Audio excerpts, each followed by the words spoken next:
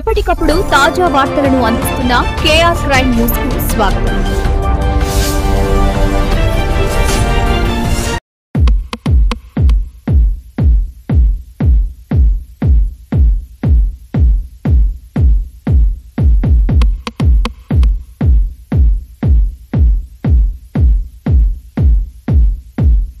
Record ఎట్లా submit చేయడానికి option ఉండదు కదా.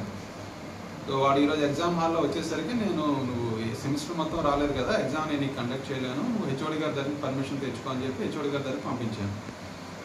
హెచ్ఓడి గారి దగ్గర మాట్లాడి తర్వాత మళ్ళీ నా దగ్గరికి వచ్చినట్టున్నాడు. నా దగ్గరికి వచ్చి సార్ మీతోనే మాట్లాడమన్నారండి అని చెప్పాడు. మీరు పర్మిట్ చేస్తే ఆయన పర్మిట్ చేస్తున్నారని చెప్పాడు.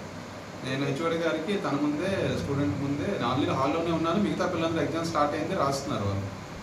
నేను స్పీకర్లో పెట్టి హెచ్ఓడి గారితో మాట్లాడాను తన ముందే. హెచ్ఓడి గారు నాతో ఏం చెప్పారంటే నేను అట్లా ఏం పర్మిషన్ ఏమి ఇవ్వలేదు వాడికి అని చెప్పారు. వాడు స్పీకర్లో అది కూడా విన్నాడు.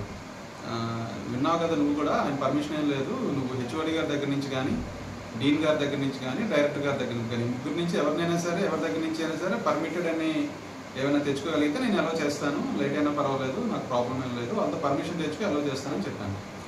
వాడు వెళ్ళకుంటే ఇంక అక్కడే హాల్లోనే కూర్చున్నాడు. ఒక పక్క ఎగ్జామ్ జరుగుతుంది, నువ్వు హాల్లో ఉండొద్దు, నువ్వు వెళ్ళి పర్మిషన్ తెచ్చుకో అని చెప్పాను.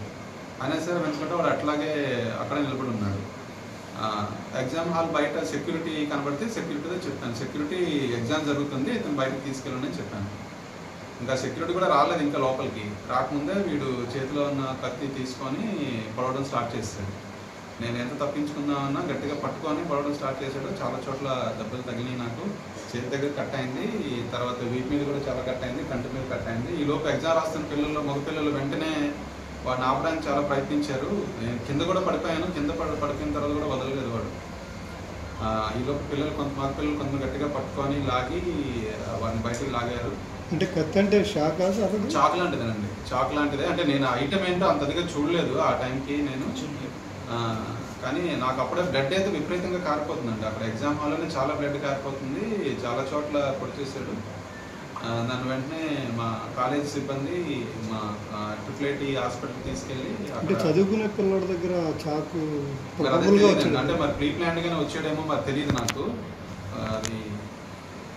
ఎందుకంటే అతనికి 2-3 సార్లు చెప్పున్నావు, నీకు అటెండెన్స్ లేకపోవడం వల్ల నువ్వు ఎగ్జామ్కి కూడా ఎలిజిబుల్ కావు, మినిమం 75% అటెండెన్స్ ఉండాలి నామ్స్ ప్రకారం, నీకు అసలు 0 అటెండెన్స్ ఉంది, 0 అటెండెన్స్ ఉన్నప్పుడు ఎగ్జామ్ ఎట్లా రాస్తావు, నువ్వు ఎలిజిబుల్ కాదు ఎగ్జామ్ కన్నా కూడా ముందుగానే ఇన్ఫర్మేషన్ చెప్పడం జరిగింది దానికి.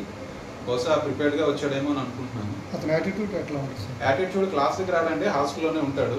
ఈ 13 మంది ఒకలా ఉంటారు, వీడు ఒకడే ఒకలా ఉంటాడండి. వాళ్ళు 13 మంది కూడా కలవడు అసలు. ఆ 13 మంది ఏ ఒక్కరితో కూడా తనకి సన్నిహితంగా ఎప్పుడు బిహేవ్ చేయలేదు, వాళ్ళతో ఎప్పుడు కూడా కలిసి మాట్లాడడం అనేది కానీ ఎప్పుడు లేదండి. ఎక్కడ సార్ ఎక్కడ వాళ్ళు ప్రాపర్ అటువైపు అనుకుంటాను, విజయనగరం అనుకుంటున్నాను. ఇది జరిగింది. వెంటనే నన్ను హాస్పిటల్కి తీసుకొచ్చారు, ట్రీట్మెంట్ జరుగుతుంది. పేరెంట్స్కి ఇన్ఫార్మ్ చేసినట్టున్నారు వాళ్ళు, అదే కాలేజ్ యాజమాన్యం చూసుకుంటారండి, ఏం చేయాలి ఏంటన్నది వాళ్ళు చూసుకుంటారు. ఇదైతే జరిగింది. కేసు పెట్టారు తెలియదండి, అది నాకు తెలియదు.